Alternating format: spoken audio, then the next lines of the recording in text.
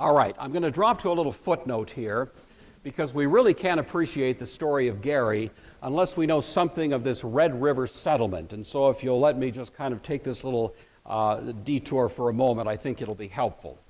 The Red River settlement was in Manitoba, a good 1,000 miles away. The Hudson Bay Company, of course, as I say, had expansive operations all through this part of the world. But they were receiving a fair amount of criticism at this point, early 1800s, in England, because it seemed that they were serving more commercial than colonial interests. And this was the time of rising English colonialism. It was also the time of the beginning, as we've said before, of the modern missionary effort. And those two themes kind of coalesced in the English psyche to give this notion that England should be taking civilization, especially Christian civilization, to the world. And the Hudson Bay Company didn't seem to be rising to the task. All they were doing was out here making a buck, you see. And so they were facing a bit of a PR challenge back home. They were especially criticized for neglecting the educational needs that were part of these colonial holdings in Canada and parts west, especially the education of settlers, the education of Hudson Bay Company employees, and third on the list, but also at least part of the missionary effort and the missionary interest, was raising the concern about educating native children as well. So the Hudson Bay Company was facing a bit of a dilemma because they were failing to perform those particular tasks. The nobility in England, at least some of them, in the interest of meeting this requirement, actually gathered some money, raised some money, and bought a good piece of property in the region of what was called the Red River Settlement. The Red River Settlement was already there. There were probably 1,000 people who lived in that area, but it was viewed as a good place to put up a school. And so the money was raised to buy the property, and the Hudson Bay Company was going to be charged with the task of providing this educational opportunity for the children that were somehow under their influence. Well, the Hudson Bay Company didn't want to run a school. They wanted to trap beaver pelts. You know, that's what they wanted. They wanted to make money, and schools are not big, high-profit operations. So they were in a bit of a dilemma, George Simpson in particular wrestling with this. He thought to himself, you know, there's a whole lot of good-hearted Christians in merry old England who I bet would put up some money to do this, and we won't have to pay for it. And so George Simpson, the quintessential businessman, is out trying to get a little fundraising going, and so he sought help from these kind of self-sufficient missionary societies that had just blossomed in England after the ministry of William Carey and David Livingstone and others that we've looked at in prior weeks. Well, the missionary societies were interested in helping out, but they only cared about educating native children. They didn't care about these white kids. They wanted to be missionaries, and so running a school for them meant running a school for native children. The Hudson Bay Company, therefore, was in this interesting, ticklish position. They needed native children in the school to induce the missionary societies to put up the money so that they could meet the colonial demands that were being made on them to educate the white kids. Does that make sense? And that's kind of the political turmoil that they were in. Well, they shopped into a bunch of missionary societies in England. Nobody was really interested. They kind of saw the duplicity of the Hudson Bay Company. One of them, however, was at least modestly interested, albeit skeptical, and that was called the Church Missionary Society. The man who really persuaded them to take a look at this was an Anglican priest named John West. John West was passionately, zealously interested in missionary work among the natives in the New World, in Canada and points west. And so he went to the Church Missionary Society and was able to procure from them a very modest contribution of funding to set up a school in connection with the Hudson Bay Company presence at Red River. When he first got here, he had interactions with the chief Wickawickapoo. I've been practicing this all week. With a Wickapoo. For two of the chief's sons, who he wanted to bring to as original children to come to the Red River to be educated in the white man's knowledge and instruction of religion. Withlacoochee agreed to send his eldest son with West, and West wrote in his journal, this established the principle that the North American Indian would part with his children for educational and religious instruction. West was deeply touched at that moment when Withlacoochee relinquished his son into the care of John West, and he recorded this in his journal. Withlacoochee yielded to my request, and I shall never forget the affectionate manner in which he brought his eldest boy in his arms and placed him in the canoe in the morning of my departure from York Factory. West arrived with this original native student to a place where there was no church, no school, no residence, but by this time he had 2 Indian students, in addition to 20 or 30 students, white students of settlers and employees of the Hudson Bay Company, and on that basis he established the school in 1820. By 1823, he had procured about 10 native children as students. The Red River School gave a robust, well-rounded education. They trained them in language, English and French especially, scripture, agriculture. They also trained in hunting techniques, fishing, improved weaponry.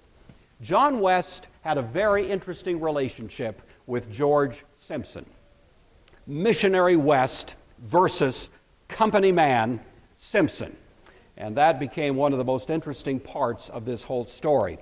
Simpson was opposed absolutely to educating these native kids originally. He had no interest in it. He thought it was a bad idea. He wrote, for example, these words. This is George Simpson now, Hudson Bay Company guy. Indian missions, in my humble opinion, will be attended with little other good than filling the pockets and bellies of some hungry missionaries and schoolmasters and rearing Indians in habits of indolence. They are already too much enlightened by the late opposition, and more of it would, in my opinion, do harm instead of good for the fur trade. I've always remarked that an enlightened Indian is good for nothing. Now there's George Simpson. That was his basic attitude. However, political pressure in England was in fact putting pressure on the Hudson Bay Company that was putting pressure on Simpson to have a little bit of a different perspective. And so in a letter to Simpson, the chief, kind of board of directors back in England said to him, quote, unless every reasonable encouragement and facility is afforded to the human endeavors of the Church Missionary Society toward the civilization of the native Indians, great and well-merited odium will be excited in this country against the company. So the Hudson Bay Company is trying to keep a good PR face on things in the light of this challenge that was being brought to bear. So, what happened was John West, this visionary, went to England to get additional support, to try to gin up more kind of public favorable opinion, and the Hudson Bay Company became so concerned that he was so powerful and ferocious and zealous in his missionary appeal, they fired him. And so John West, the original visionary of the Red River settlement, is fired in 1823. The Hudson Bay, they fired him really for being too Christian, and the Hudson Bay Company hired a much more moderate guy to replace him named David Jones, a wonderful Christian man, but not quite as fiery, you see, as John West had been. So he's replacing John West in both capacities, both his acting on behalf of Hudson Bay Company and the Church Missionary Society. He comes over replacing West in 1823. Jones was given strong encouragement not to repeat the mistakes of his predecessor. He is to be much more moderate, much more sensible. It was in that context that George Simpson had a brief but a highly significant reversal of his attitudes. So, Simpson, up until this time, had ignored the Hudson Bay Company mandate to go and find native children to attend the school at Red River. He had simply blown it off. He was not interested in doing that. But when David Jones came, George Simpson thought, well, this guy's not so bad. maybe it's not such a bad idea. And in my opinion, in one of the most striking moments of providence, George Simpson had a brief change of heart. He wrote, in connection with this, quote, "There may be a difference of opinion as to the effect of the conversion of the Indians might have on the trade. I cannot, however, foresee that it would be at all injurious. On the contrary, I believe it would be highly beneficial thereto, as they would in time imbibe our manners and customs and imitate us in dress. Our supplies would thus become necessary to them, which would increase the consumption of European produce, and manufacturers in the like measures increase and benefit our trade."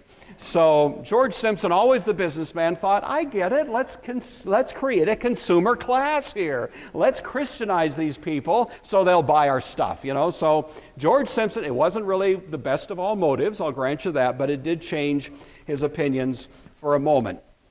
Within a year, 9 additional native students were admitted to the Red River School, and my friends, George Simpson personally recruited 2 and only 2 students to attend Red River. Their names happened to be Spokane Garry and Kootenai Pelly.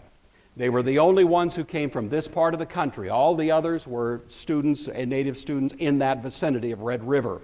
But it just so happened that Simpson was passing through at that moment, at the very moment that he'd had a change of heart, and it just turns out that these were the 2 students who went along with him on this journey. So praise the Lord for that. That was in 1825. By the way, 3 months later, Simpson changed his mind back. He refused to do any other recruiting. Those were the only 2 native students for whom Simpson was personally responsible for bringing to Red River. Jones himself was not quite the same firebrand that John West was, and he followed Simpson's decision to recruit no more native admissions. So really, at least for a time, our 2 boys, Spokane Garry and Kootenai Pelly, were the last 2 natives to get into this school. Jones himself was a good man, but he was somewhat skeptical, actually. He despaired in many ways of native children becoming missionaries to their own people. The school that was founded by John West eventually kind of devolved, and it actually went out of business in 1833, 13 years after it was started.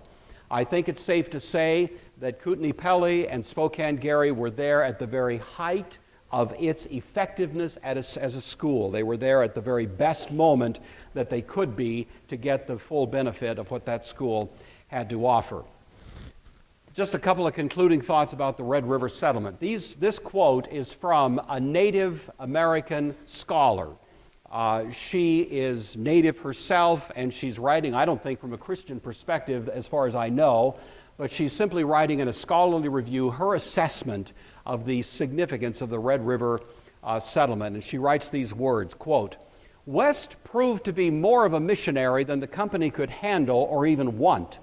West's ideas and goals conflicted with the local Hudson Bay Company administrators, and he was promptly relieved and replaced with a younger, more amiable clergyman. Whereas West pursued the objects of the Church Missionary Society in the face of violent opposition from local Hudson Bay Company authorities, Jones deviated and bowed to the designs of local company officers. Where West placed great confidence in the intelligence and adaptability of the Indian child, Jones was pessimistic." And then she concludes, her name is Winona Stevenson, she concludes with these remarkable words. "The very children that Jones deemed unsuited to the ministry went on to become the groundbreaking missionaries of the Church of England in Rupert's Land. The pioneering efforts of the Church Missionary Society among the Indians and Hudson Bay Company territories were not carried out by Jones or even Cochrane, who was an associate of Jones, but rather by the Indian protégés of the original Red River Indian Mission School. These Indian students were out in the field as teachers, ministers, translators, and spokesmen long before their European or mixed blood contemporaries."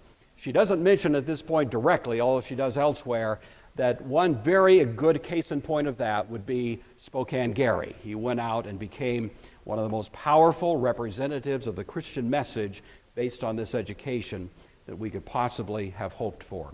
So that's Red River Mission. Now back to our story.